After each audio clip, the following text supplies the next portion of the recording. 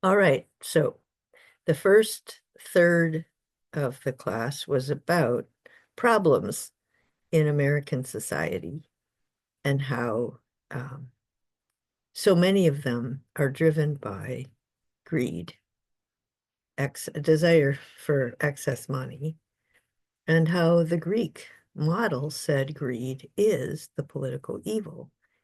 It's what destroys political communities. It destroys families. It destroys social communities. It just unravels social life.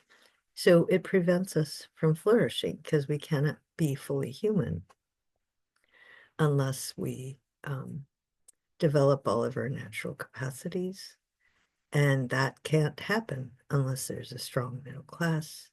And that can't happen unless the rich are taxed significantly. So that, and so then you have to have a political layer of society, which the polis, it isn't. It's not designed just to make life miserable for rich people. It's just you tax them so that you can provide basic needs, education, healthcare, transportation, recreation, but all sorts of basic needs. But you also provide opportunities for people to flourish. You provide the conditions so they can flourish, but also the opportunities so they could get the education they need to fulfill their ambition and follow their calling and give back to society. So we have this view that the society today is really promotes greed, values greed, makes rich people into celebrities. It's got it upside down and backwards in terms of the Greeks. So the other thing about our society that I don't emphasize as much in this class that I talk a lot about in world philosophies is our relation to the natural environment. And definitely, we're a culture at war against nature. So the emphasis in this class is that we're against our own nature, our own systems, right? The emotional systems in our bodies. So we commodify the human body, we commodify the human mind, we we screw up with its natural physical way to function to flourish. And so you mess with that, but you mess with this physical world outside of us. So that further messes with our brains and our bodies if we're breathing bad air, drinking bad water, all a number of things that we do. So we have to get over greed in order to integrate culture and nature also. So this lecture is about the need to switch to a whole different way of looking at reality. And so we start out with Mr. Capra, the system's view of life. And he wants us to start out with life, valuing life, and creating a whole culture around the flourishing of life, natural and human. But then we have to critique what happened between now and Aristotle. Why do we have the system we have? And it's been good, it served us well in a lot of ways, but whatever virtues it has now have been taken too far. So we need a complete shift in the way we think about everything. So I'm going to start out with the notion of a paradigm and a paradigm shift.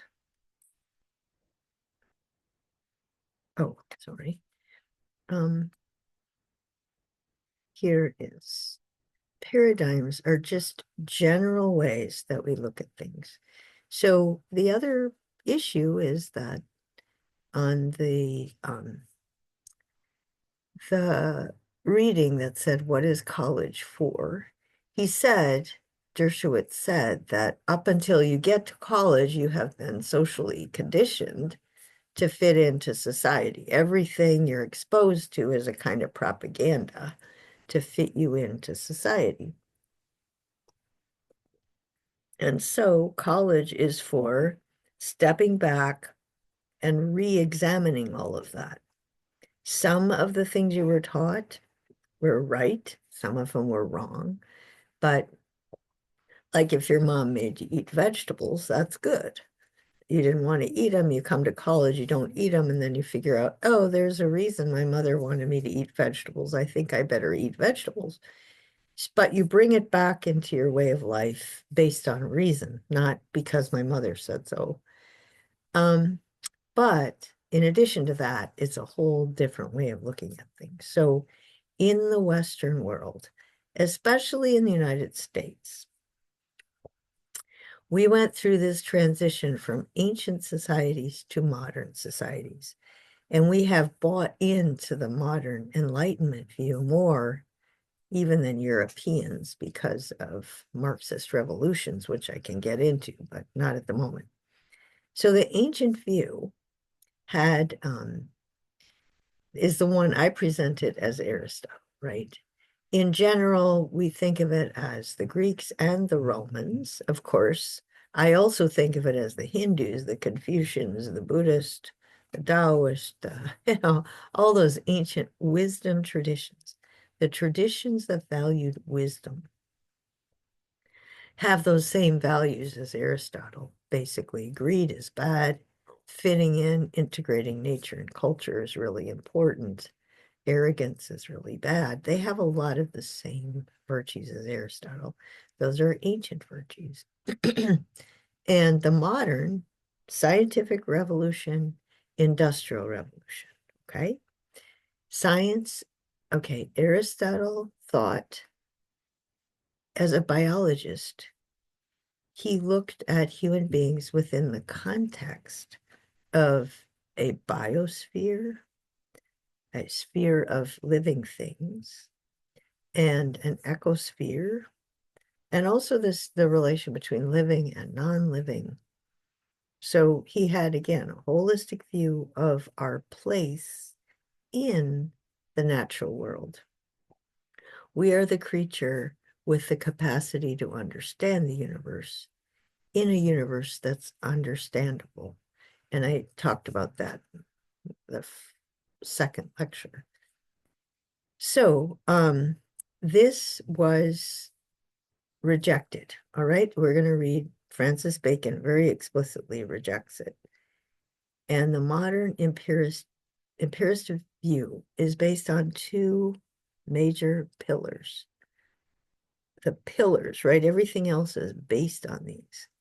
First of all, that the purpose of science is to exploit nature for human well-being.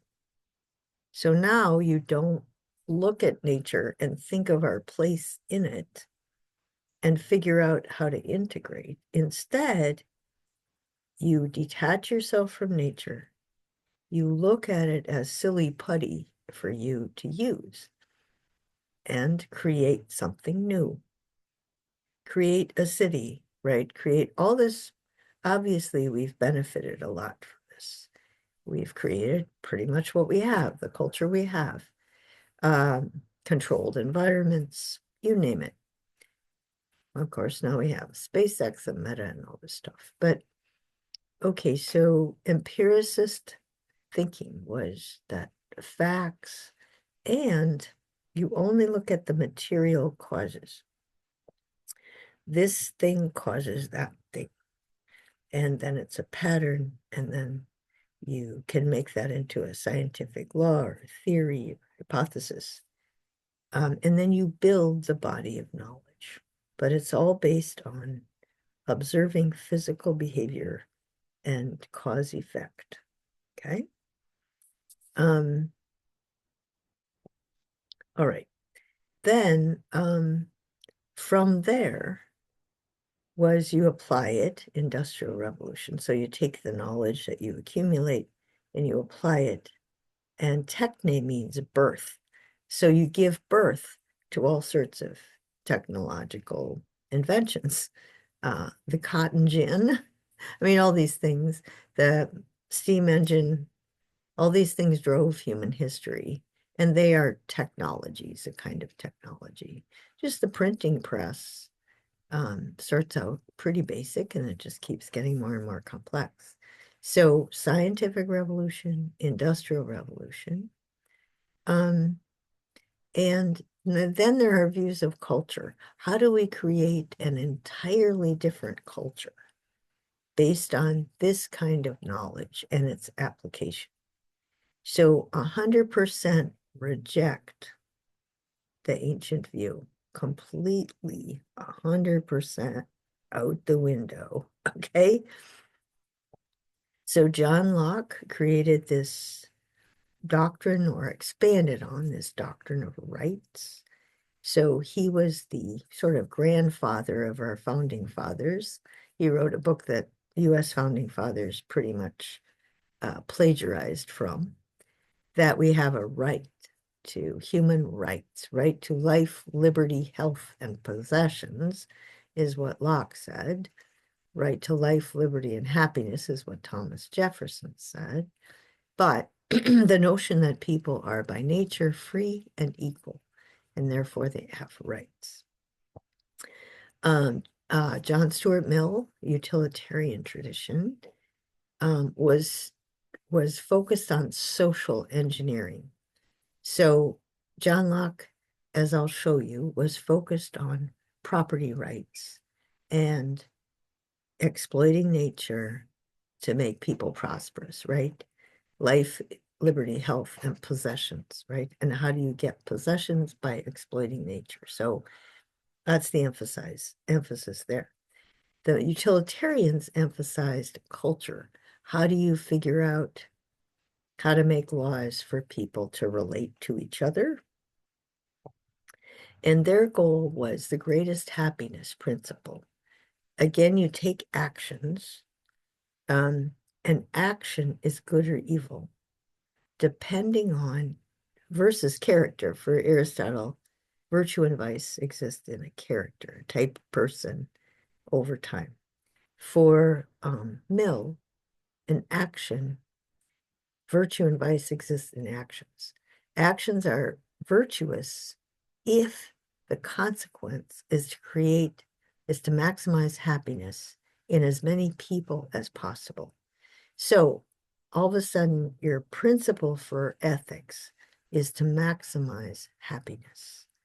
Now, the key here is it an Aristotelian view of happiness, or is it a much more materialistic view of happiness? And Jeremy Bentham made it much more materialistic.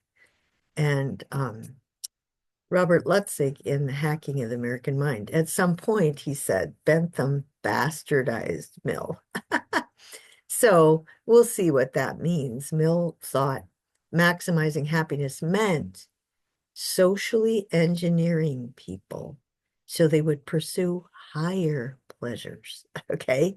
The pleasures of empathy with other people, the pleasures of intellectual engagement, artistic expression, that whole life of culture. So you want to condition children to want the higher pleasures, and then you have to structure your society. But the belief was the human psyche is a blank slate. So we treat that like silly putty, right? In the sciences, you treat nature like a blank slate, silly putty, and you know its powers, and you figure out how to manipulate them to create technique stuff, okay? And it turns into cities.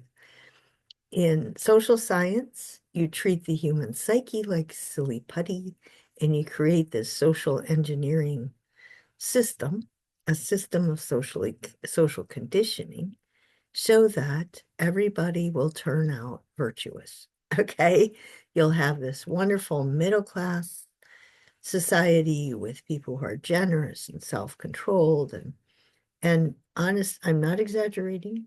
We will see it. But he believed there was a science of this, and honest to goodness, no more evil. Okay, no more wickedness in Aristotle's sense that people want to do wrong because it's wrong. We're going to condition people out of that. He truly believed that. So those are the two main ones we'll cover. Well, actually, the rationalists, Descartes, they their view of reason was you detach yourself from nature, but you look at the structures, the logical structure of your head, and your head has this desire. Your reason wants to create a body of laws that's consistent, that explains everything in terms of a body of logically consistent laws. Okay. So they're called the dualists, and they superimpose a view of reason onto the material world. And the human being, when deciding how to act, has to choose the moral law and act on a moral law that's consistent. So there would be this system of moral laws. All right. So we've got three main types of responses in the modern world.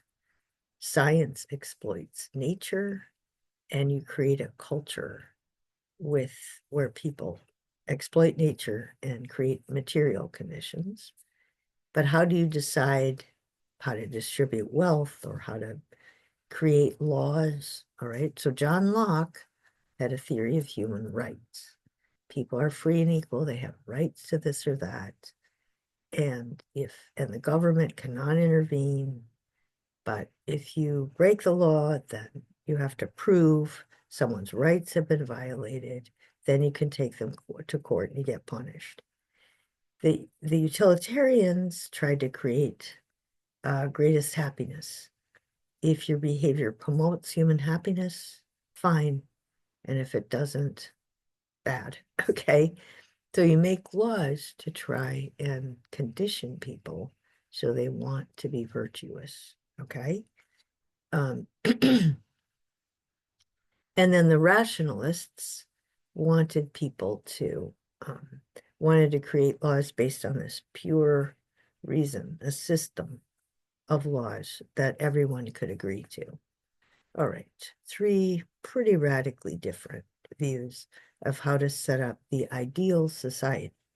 But all of them agreed we don't have to pay attention to the past because human beings are not going to act like that anymore.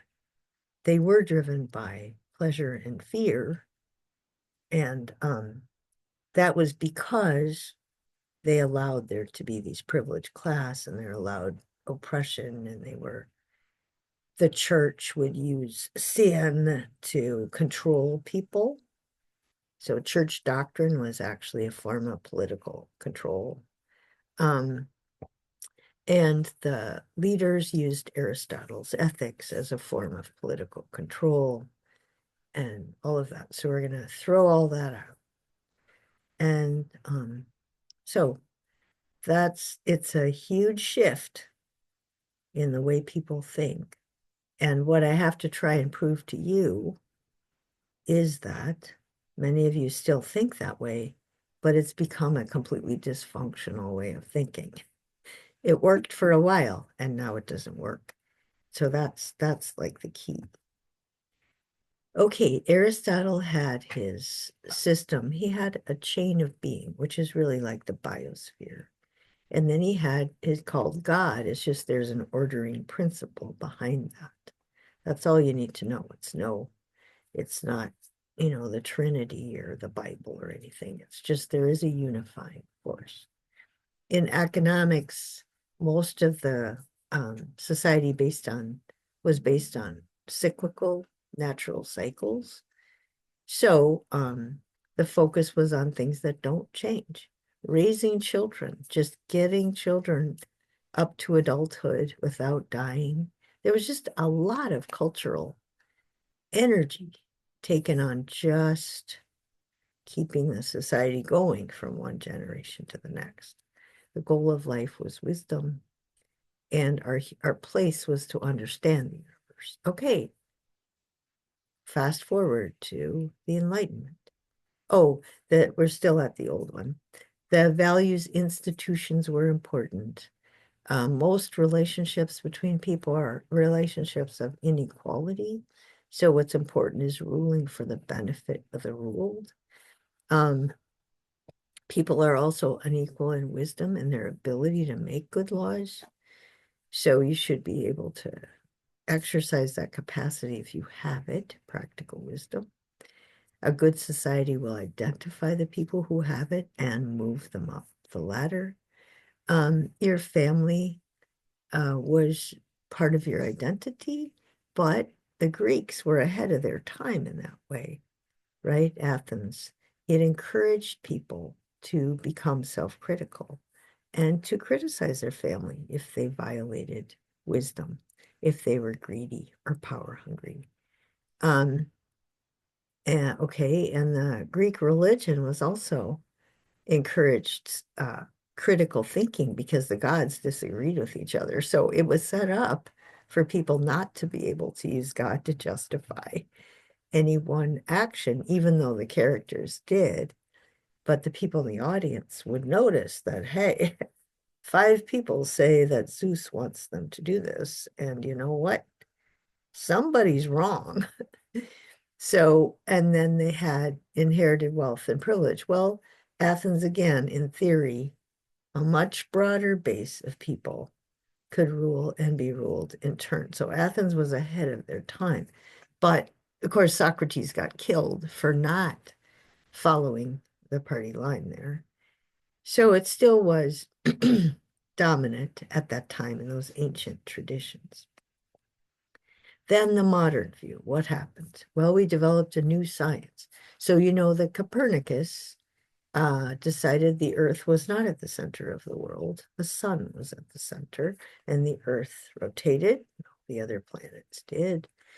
And Aristotle had been incorporated with the Catholic Church, and the Catholic Church controlled. It was the church. Catholic means universal. So the church, Aristotle got connected to whatever the Catholic doctrine was. And so there was this huge split between the church, religion, and science. But Aristotle would have agreed with Copernicus, actually. So it was not fair to Aristotle. So there was that. Copernicus did one thing, and then Newton came up with Newtonian physics. Well, he detached. It doesn't have anything to do with the biosphere. It has nothing to do with integrating nature and culture. He has absolute space and time. Aristotle said space and time are relative to motion, which is like Einstein. But Newton said space and time are absolute. And within that, we can study the behavior of things and come up with a set of laws, scientific laws that are internally consistent, that are comprehensive. And when we see a fact, right? Like if you see any physical thing around, it follows the law of gravity, right? It follows lots of Newtonian laws. Something in motion will stay in motion unless friction is added to it, all that stuff that you learn in physics class. But a number of these people also believed in God, but God is the clockmaker that sort of wound up the universe and let it go. So God doesn't intervene in history like the stories in the Old Testament. Economics became more and more connected to technology, right?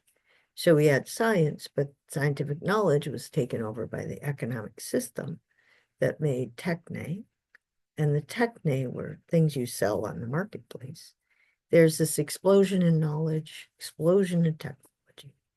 And so the goal of life is to learn, apply what you learn, and improve the material conditions of life. So the values are freedom and equality. Now, these are not facts, right? Facts are, equality is an ideal, freedom is an ideal. Um, and so you're using these ideals to structure a society, right? And it's a new way of structuring. You always believe in progress because new knowledge will lead to more technology, and that is progress. There is this really blind faith in progress. Families are really individuals, and in a industrial economy, the parents leave the house in order to go to the factory. Whereas in an agricultural, the serfs, they were all pretty much together. So now the source of economic wealth is not on the land, in the house, it's in the factory. So you split up the family. You also focus on individuals. Each child is an individual. They have their own rights and they're equal, they're free. You have to raise them so that when they're adults, you can treat them like equals and they're free to do what they want. It was inherited wealth was considered bad, right? You have to earn your wealth. You have to work to get wealthy. And then they separated church and state. There's no official state religion. So the government does secular things. It distributes material well-being. The government doesn't represent God, okay? And the government values equality and freedom. It doesn't value you as a child of God or something like that, right? Just stick to the empirical or the ideals of the Enlightenment in your way of government. All right.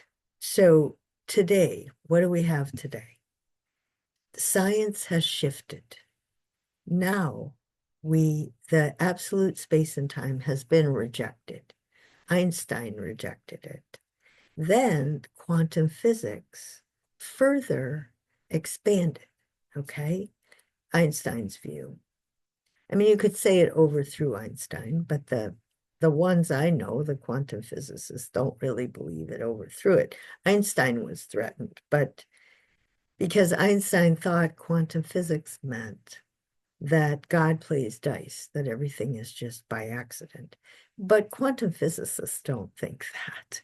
Some of them might, but the ones I read do not, because there's probability. So there is an order behind quantum behavior.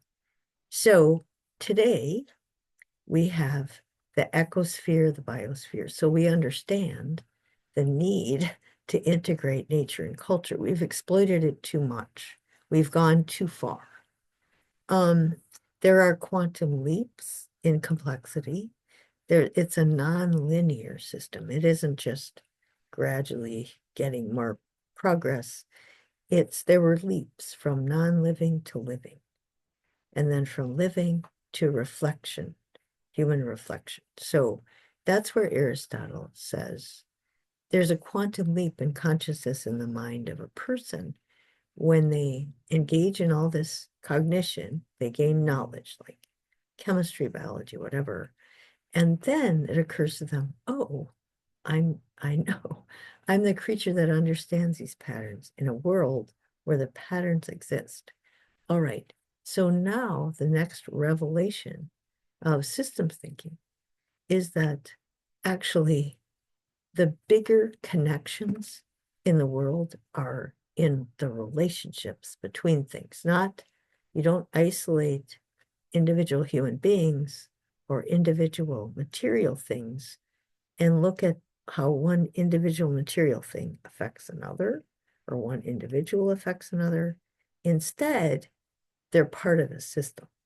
And it's the system, the web of connections that really drives evolution, natural evolution, cultural evolution. And so we really need to think that way. We need to change the way we think because we have to change the culture so that it's not so materialistic, it's not reductionistic. It's based on the fact that everything is a huge system and subsystems that are all interdependent. Um, systems thinking is spiritual in that sense of living for the sake of something greater than yourself. Um, and the argument you will see is that it involves the same virtues as Aristotle. So systems thinking is Aristotelian in a lot of ways, except that what we need to do is integrate. We need a new virtue ethics. That's where we're going. Obviously, we can't go backwards with the healthcare system that we have, but we definitely need to change it. And it needs to get connected to systems thinking and to also the holistic view of health. So in the ancient, and today in systems thinking also, the greatest mistake is pride, overstepping our natural boundaries. And we know we're going to destroy ourselves and the world if we don't change. So we need to change, not because somebody can make a lot of money on green energy or because someone can get a lot of political power if they sell a lot of green energy to a lot of other countries. The reason is because it's wrong. We should we need to change because we need to acknowledge our place in the universe and live on the basis of the truth. All right. And then the last part is the culture, systems thought and culture. And this comes to the healthcare system, right? It's a part of our culture. So we need sustainable economics. We need culture to be integrated with nature. We need to use technology to develop a sustainable way of life. We need to use knowledge and technology related to medicine and healthcare for people to live sustainable ways of life. Personally, right? They need to live sustainably, which would mean change your diet, exercise, things like that. We need to avoid destroying nature and humanity. We need to avoid destroying our own bodies with these foods and these pills and all this stuff.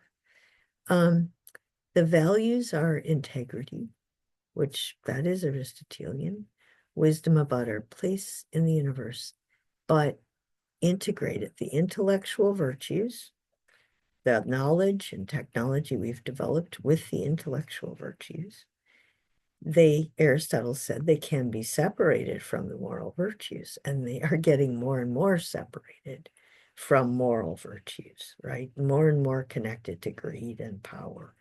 But we need to change it, not just because it's the right thing to do. It's because if we don't, we're going to die. And so we need to change our culture. We need to think holistically in terms of our culture. We need to adapt to a new way of life. There also is a change in family structure. But so the basic values, right? At a certain level, things appear maybe to be really different. We have solar and wind and all that. But underneath these same humanistic values of Aristotle, we still need them.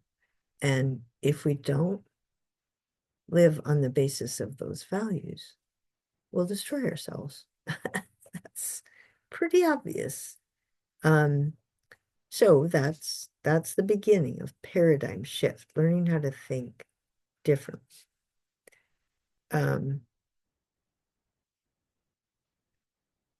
So the next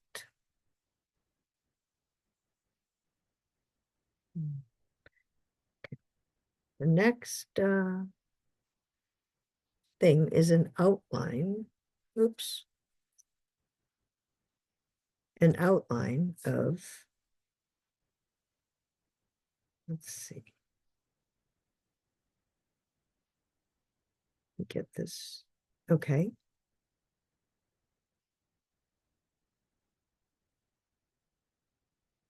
All right. So that's the paradigm attachment. And here's the attachment of the outline. Oops. Um, dang.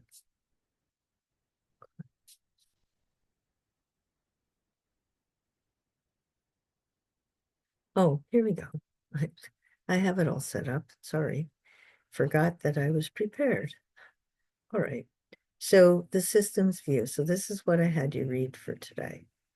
Again, it blows your mind. I'm supposed to blow your mind. Remember, what is college for? It's to blow your mind. All right. So the ancient views as the universe is living versus modern science. So this is a paradigm shift. These modern science is an organized body of knowledge acquired through the scientific method. You observe phenomena, you record it, you interconnect the data, and you create new knowledge. You create some other kind of knowledge that exploits nature for human well-being. Um, the intellectuals at the time were trying to create a mathematical model because it was more precise. And in the 20th century, excuse me, in systems thinking, everything's interconnected. And the reality is in the relationships between things. And so we can't understand all those connections. So our knowledge science is not precise. So you shouldn't use math. It's not precise. For example, we are destroying species at a high rate. We don't know what's going to happen when we keep destroying species.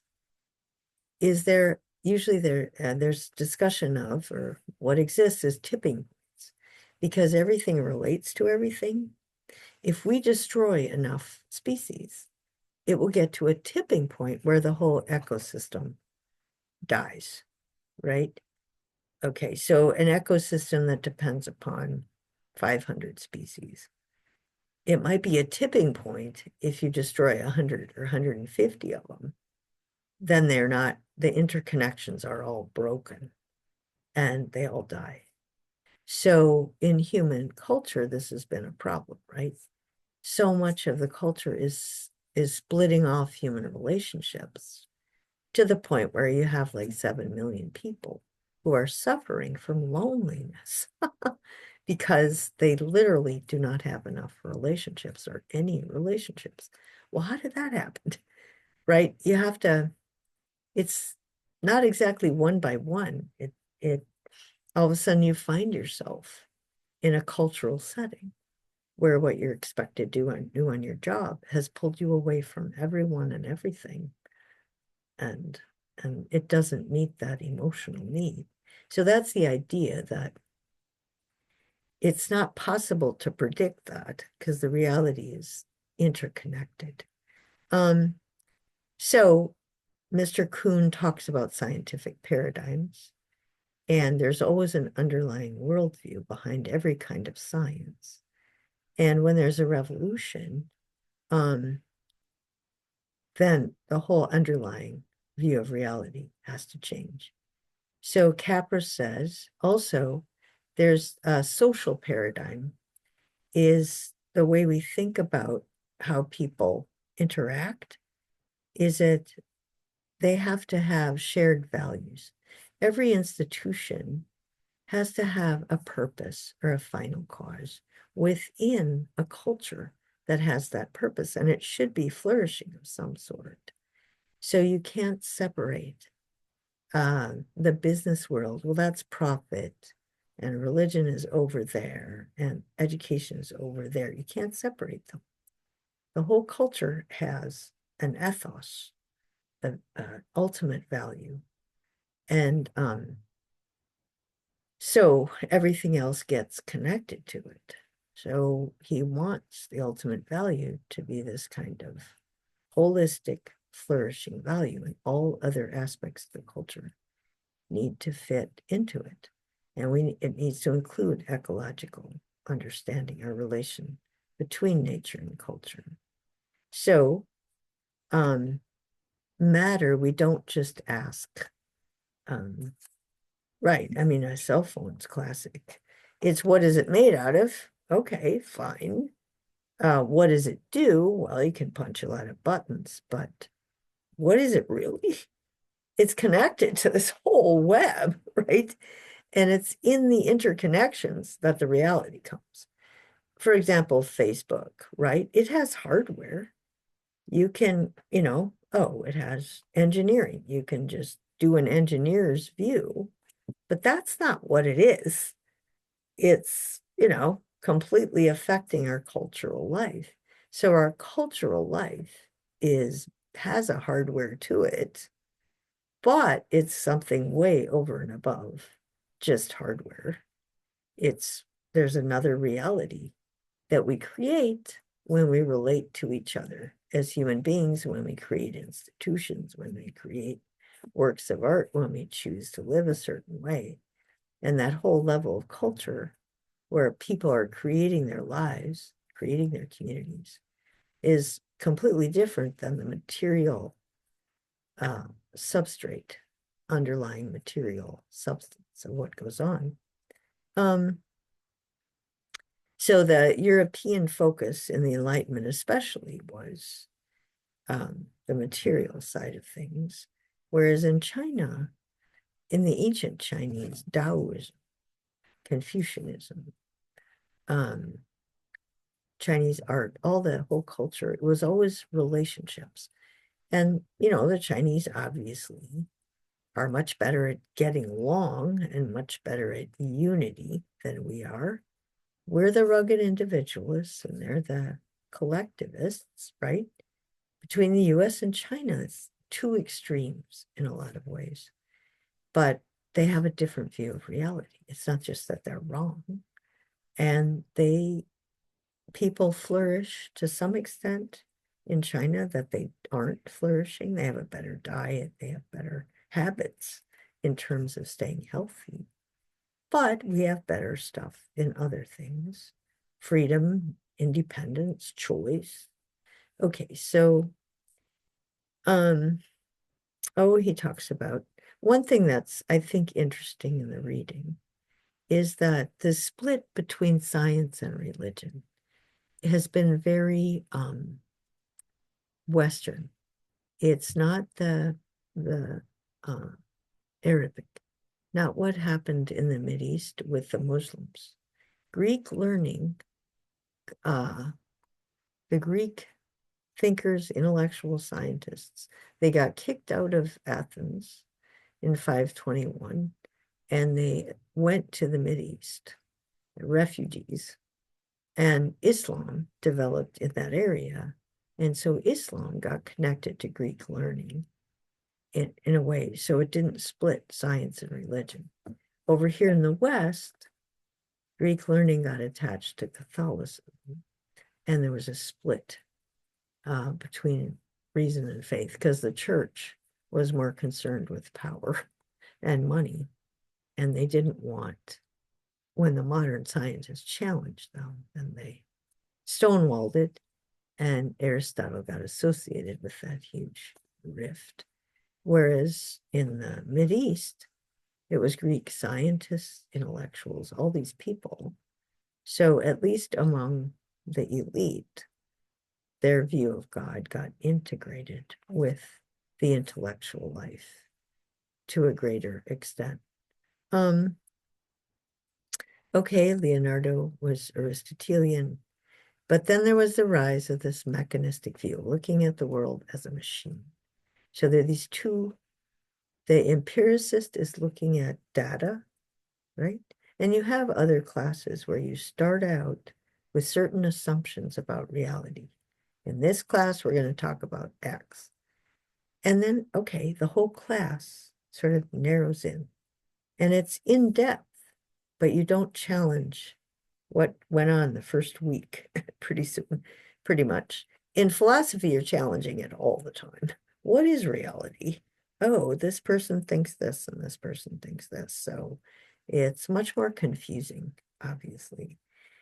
So there was a reductionist materialistic view, and then there's the mechanistic. And that was where Newton, okay, Newtonian science is a body of laws. and that you could superimpose onto the natural world. So one group of people just stuck with facts. Those are the empiricists. They didn't use a Newtonian model for culture, but the other ones did. And so they took that Newtonian model of a body of laws and created a culture, a way to organize life, to sort of fit life into some kind of social system based on laws. Okay, the same things were happening in chemistry and biology. And so during the Enlightenment period, chemistry got reduced to mechanistic, materialistic, the parts in relation to the whole. The microscope led to advances in biology. And so for a long time, this increased knowledge about facts gave us a lot. It gave us a lot of knowledge. It gave us vaccines. It gave us a lot of stuff. But eventually it was too much. And it was focused on too narrow. And so then, well, yeah, even in the 50s, we were going to be able to map the structure of DNA and the genetic code. So then they thought if they knew this precise structure of genes, that they would be able to cure every disease if you had a genetic tendency for it. But what happens is that isn't really the way it works. It's how the genes communicate and cooperate in the development of an organism. And a lot of that is related to what sort of culture they're in.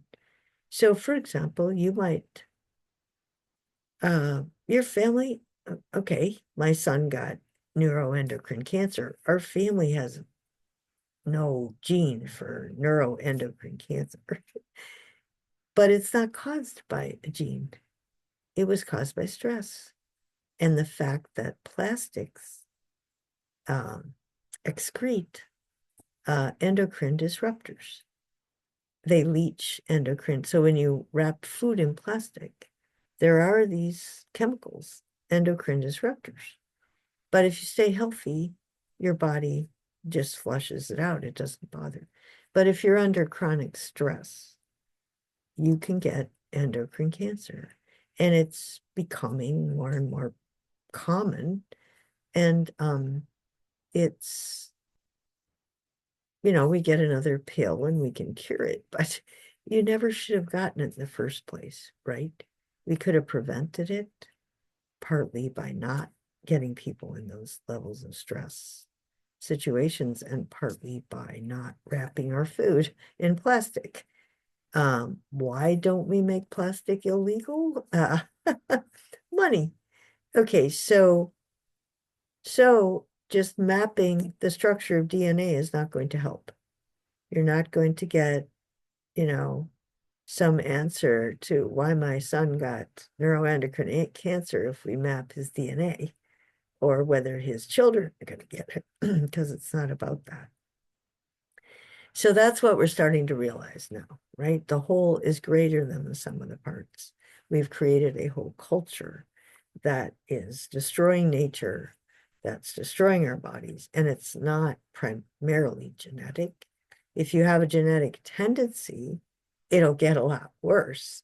If you have genetic tendency for depression, obesity, of course, it will get a lot worse. But even if you don't, right? 80% of Americans over age 50 are obese or they have a metabolic disorder. That's not genetic.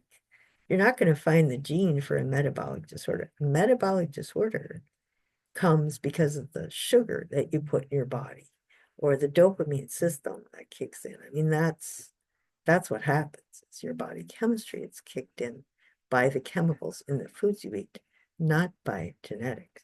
So that's where we're at now. So that's why we have the system we have, is that we got a whole lot of science and a whole lot of social science, but the science was too materialistic based. And the social science thought we could condition people to eat healthy food. Sure, you could, but the profit motive came in there and destroyed everything. So now we have food designed to make people sick, and we have a social engineering systems, behavior system that's designed to condition people to want to eat the wrong stuff or to social media, right? So we do have social engineering, but in the Enlightenment, the goal was to create this whole citizenry of virtuous citizens. Oops. It turns out the brainstem is still there, and we still have fear and pleasure. And our techniques for behavior modification, for social engineering, have been dedicated to making corporations money and making military systems powerful. Oops, so we have troubles. Ultimately, deep ecological awareness is spiritual awareness.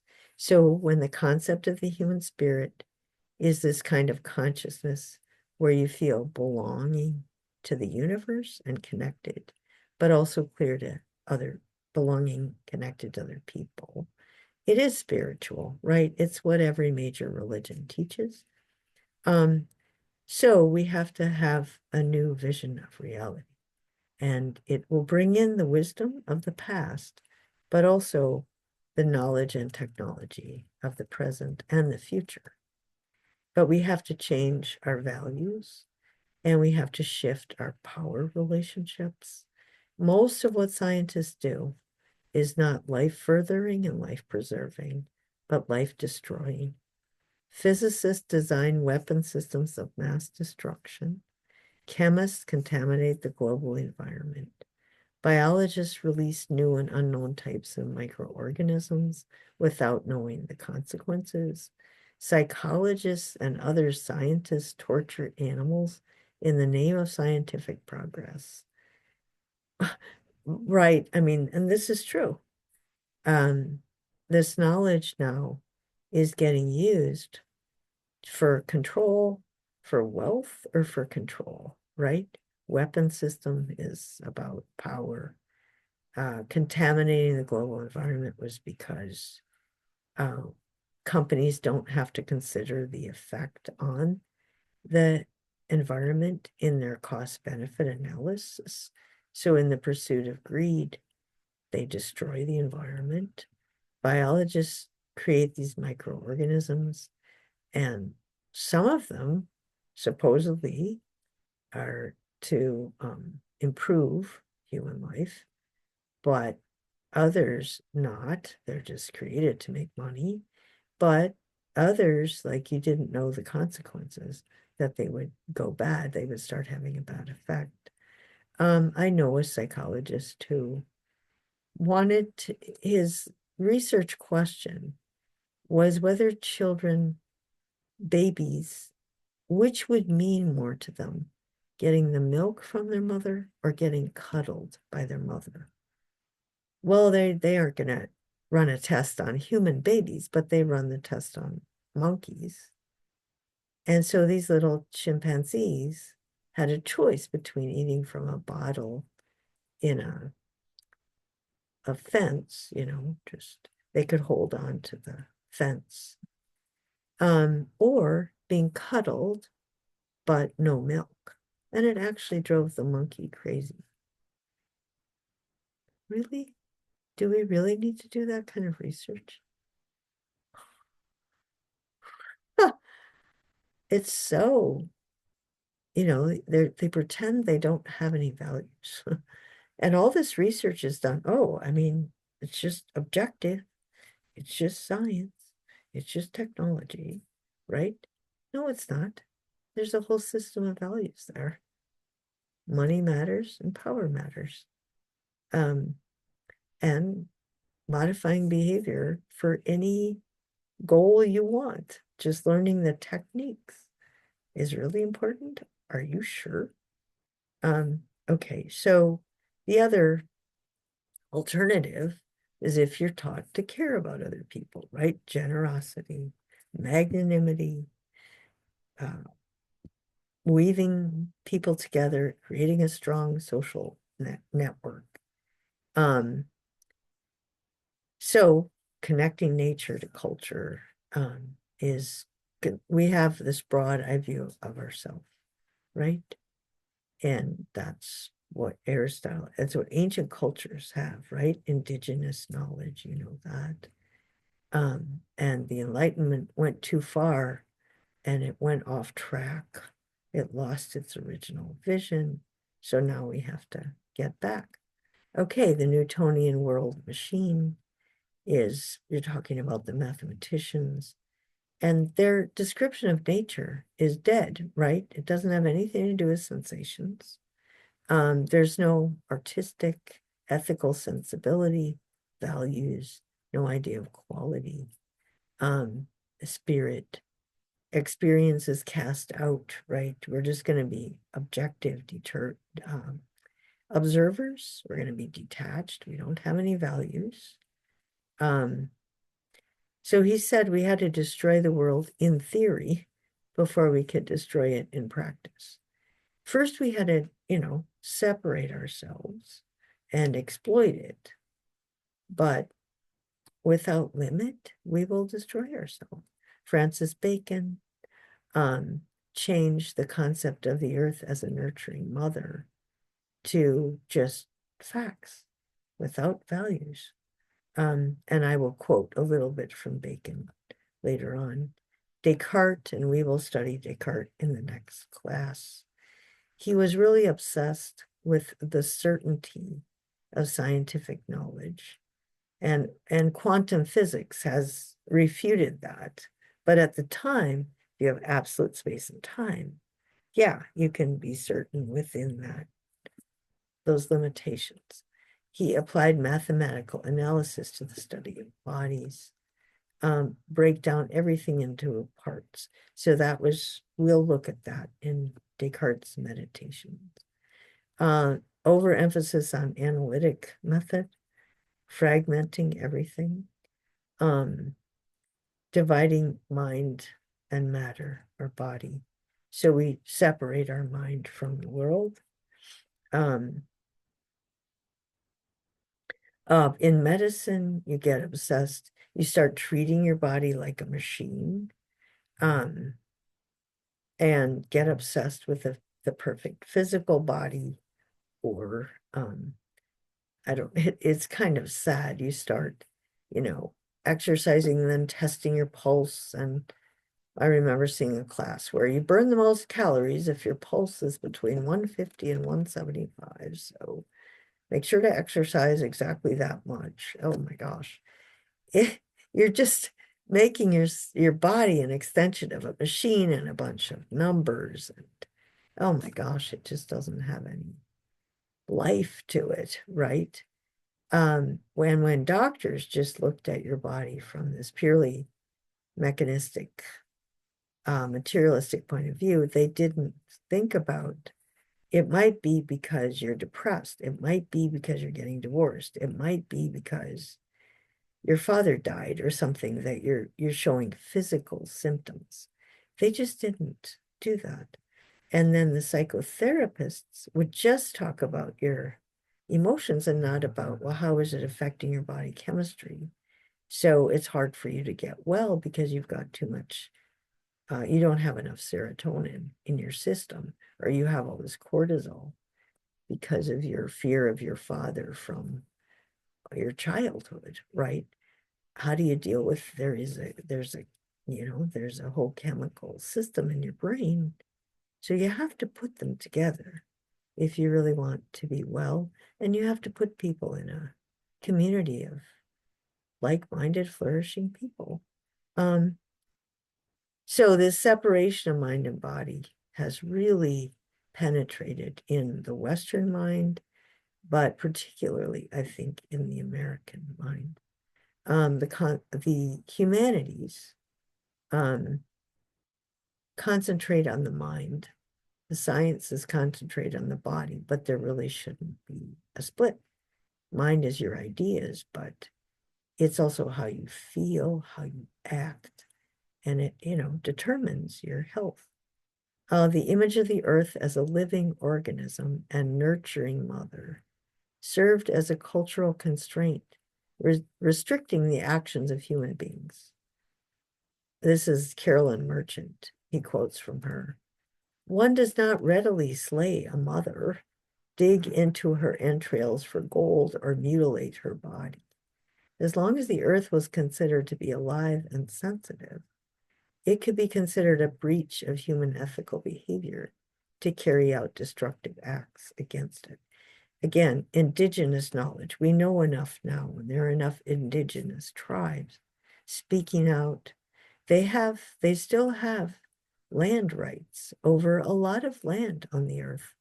And part of the reason they're coming to the fore is that they're part of the process of preventing us from destroying the natural world. Indigenous people, indigenous knowledge are an important part of that process. Let's see. So we have hypotheses. Okay, absolute space and Newton's laws are within this context, and that isn't the way quantum physics works either. So it has been refuted by the sciences, not just, and so we need a new paradigm. Then I have, let's see. Okay. So here's the back to the paradigm again. Oh yeah, sorry. Systems thinking. I had some quotes from some longer quotes. I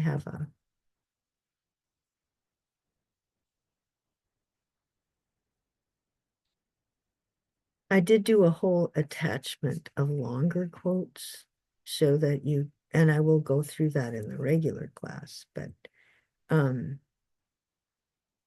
yeah, here are some longer quotes that pick out some of the main themes in that chapter because it is hard. It's hard to grasp, but I don't think I'll make the lecture longer because of that. What I do want to point out is I do have this short excerpt from Francis Bacon, and to make the point that how do I go? Let's see.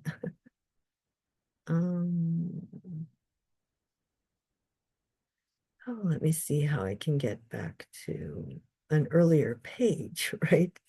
I fix this all up. Here we go. The first page. So I don't want you to read Galileo. The point about Galileo, however, was that he's proving now he has a telescope, right? So the telescope, the microscope, they gave us the ability to see facts, right? To understand the natural world. But we use the telescope. And okay, Galileo's thing was because he had a telescope, he could figure out that the earth moves, the earth turns, it's round and it turns. And so I think Aristotle thought the earth was round. There were Greeks that thought a lot of things that they didn't get credit for because the Catholic Church said the earth was flat, right? And so anyway, the point is Aristotle would agree with Galileo, no question, hands down. But the Catholic Church stonewalled it. We don't want those scientists saying the earth is round because then people will question the church. And we've already said it's flat, so there. That was where you get this rift between science and religion. And it happened, in many different venues. Galileo was put under house arrest. He wasn't supposed to say stuff like that. So that's a big stereotype I think people have still about this huge rift between science and religion. And you can go back, you can read the Western tradition. But if we think in terms of system science, if we change our science, and we should change it because it's been refuted by quantum physics, it's been refuted, we have systems chemistry, we have systems biology, and we know that it fits reality better. It is our place in the universe. So yes, we do have technology and all this wonderful stuff, but it has to be incorporated with the truth, which is not isolated values. It's the reality that we're capable of destroying life on Earth, but it's not a superimposed value to say we should use those tools to integrate science and nature. So Francis Bacon, I'm including just a few pages because he very explicitly rejects Aristotle. He attacks the priests. The priests incorporated Aristotle into Christian theology. And Bacon himself says, wait a second, this really isn't fair to Aristotle, but we can't make too many distinctions. I just am going to split from the past, right? The Organon, Aristotle's works was called the Organon. He wrote the New Organon, right? We're going to start over. So some of his main points. You can only understand what you've observed in fact or thought from the course of nature. So he's talking about cognition, right? Cognition is modern science, it's cognition. You look at facts, you create knowledge. For Aristotle, of course, you recognize that you can recognize these patterns. And then the patterns, the mind, it has a different view of what those patterns are. System thinking has also a view of mind and that same basic view of what the patterns are.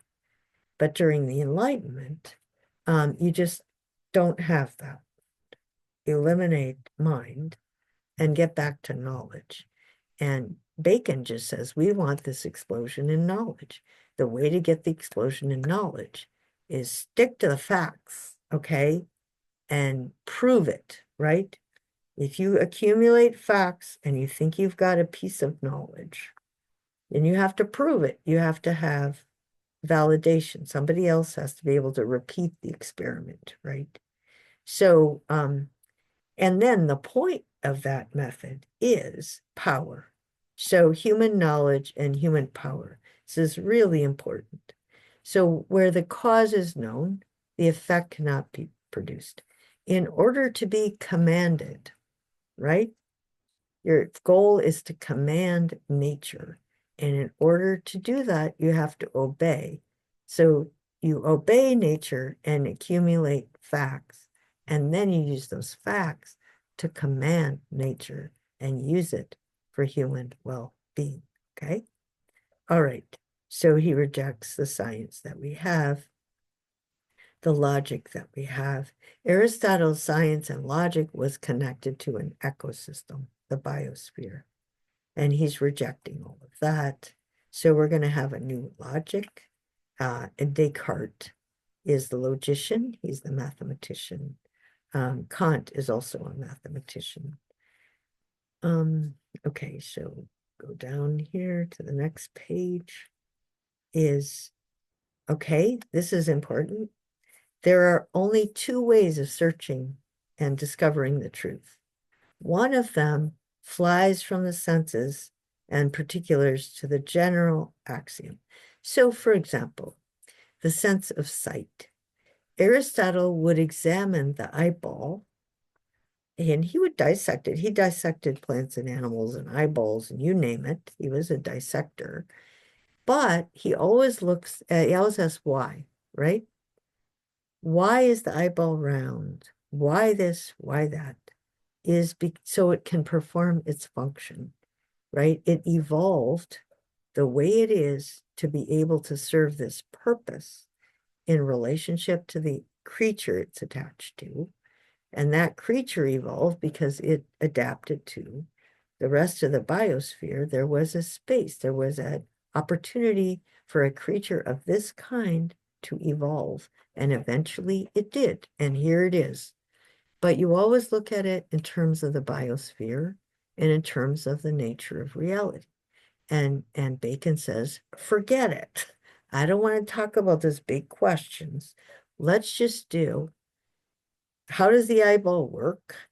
And then if people can't see, how can we fix it? And you create the science of optics.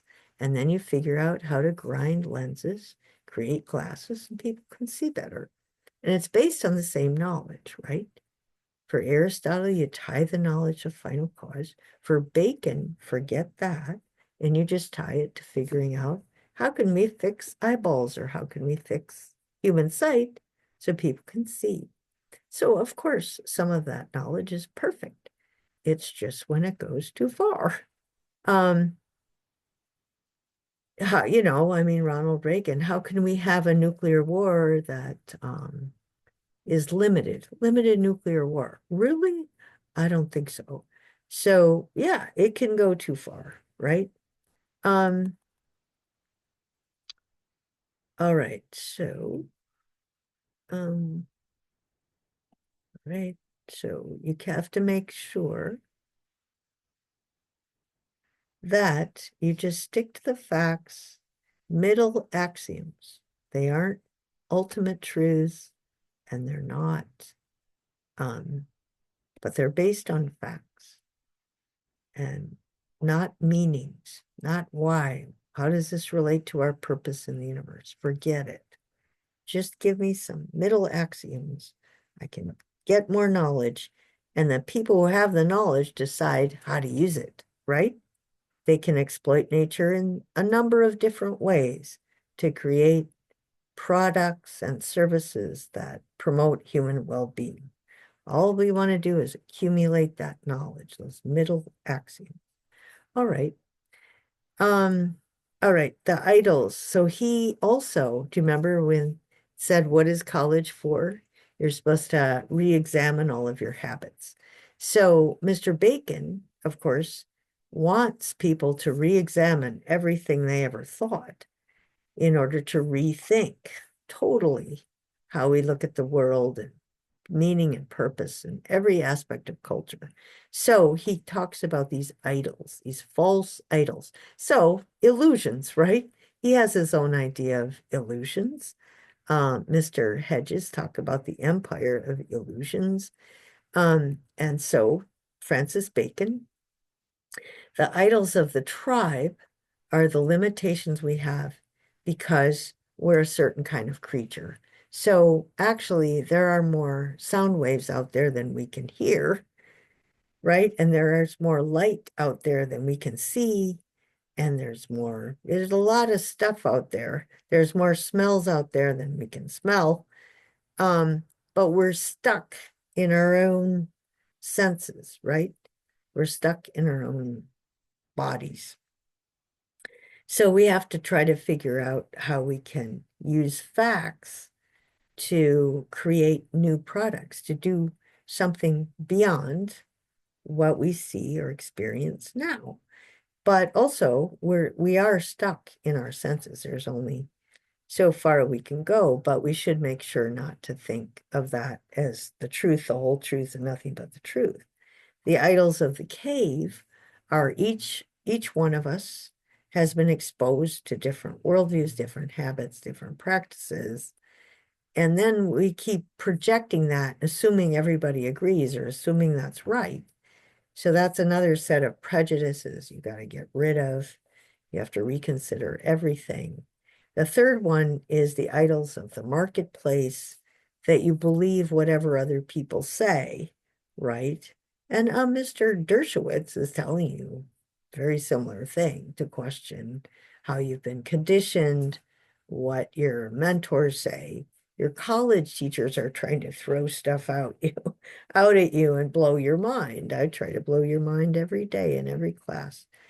And then the last one is the idols of the theater. So those are the philosophers who try to make meaning, create a whole worldview out of whatever you're looking at. And so you have to, those are dogmas also, so you can't believe them either. Like throw it all out.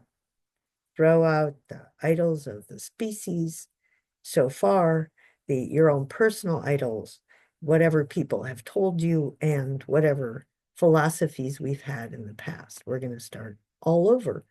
We're going to recreate culture. The science is going to be able to do that. And then social science. So the goal of the sciences is new discoveries and powers, not just reinforcing the old.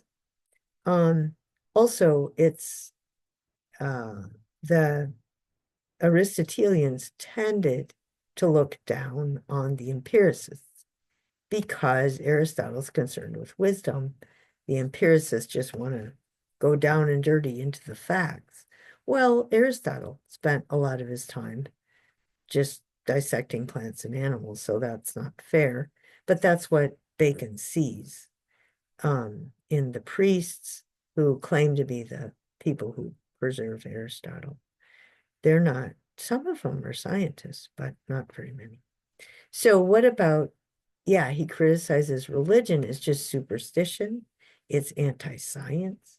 It gets tied to all these irrational emotions where people, you're going to hell if you don't believe in God.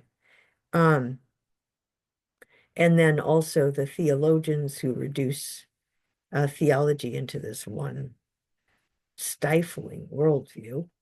And then they try to link the spiritual to the physical. That modern science obviously has split those. And Mr. Capra is saying, no, that was a mistake. You just have to understand spirituality is something other than a dogma, a religious dogma. Okay, so the other point, let's see.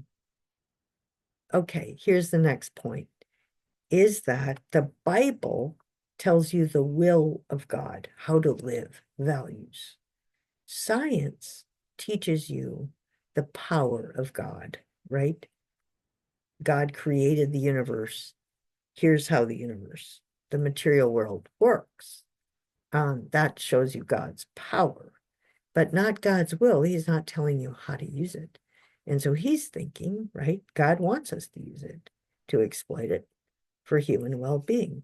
And John Locke took that a lot further. So we have, what we're leading toward is a culture, the Protestant work ethic, where the Protestant church was during the Enlightenment, and it really up front, the point of science is to exploit nature, and God wants us to do that. God gave us the earth to do that. So his method is to gather facts, create middle axioms, and create new knowledge. That's it. That's what Bacon said. So the point here is that we do have a completely different paradigm. And okay, so what you have to learn to do is think there's the Aristotelian model of virtue. Then Mr. Capra says, we do have to return to a lot of old wisdom, but in the meantime, we've had the Enlightenment and the set of values that it has. And those values and those scientific discoveries and those social science behavior modification tools, you found out in the first part of this class how they're actually being used. And that was not the original idea. It was not. Greed was not going to take over the way it has and led to, less health, where our health is getting worse. Bacon would never think that was possible, that human health could get worse. But